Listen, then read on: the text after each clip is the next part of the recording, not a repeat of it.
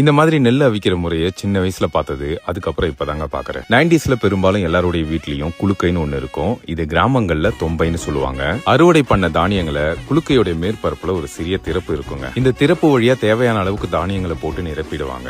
இந்த திறப்பை மூடுறதுக்கு மண்ணால ஒரு தட்டு செஞ்சிருப்பாங்க. அதை வச்சு மண்ணை பூசி மூடிடுவாங்க. கீழே சின்னதா ஒரு வாயில் இருக்கும். கையை உள்ள விட்டு தானியங்களை எடுக்கிற அளவுக்கு அதையுமே மண்ணால மூடிடுவாங்க.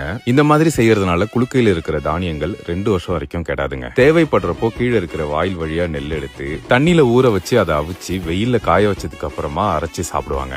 குலுக்கைக்கு அப்புறமா மரத்தாலான பத்தாயம்னு ஒண்ணு பயன்படுத்திட்டு இருந்தாங்க இந்த நெல் சேகரிக்கிறதுக்கு. இது குலுக்கை மாதிரி இல்லாம நீளமாவும் அகலமாவும் இந்த மாதிரி இருக்குங்க. வெள்ளையா இருக்கிறவன் பொய் சொல்ல மாட்டான்ற மாதிரி வெள்ளையா இருக்கிற அரிசி தான் ரொம்ப நல்லதுன்னு மக்கள் ஆழ் மனசுல யாரோ பதிய வச்சுட்டாங்க போல. இந்த பையரிசி பாலிஸ்டர் அரிசி வெள்ளையா வந்ததுக்கு அப்புறம் காலங்காலமா பயன்படுத்திட்டு இருந்த குலுக்கை, பத்தாயம், இந்த நெல் அவித்தல் முறை இதெல்லாம் கைவிட்டுட்டாங்க மக்கள். 90களுக்கு அப்புறம்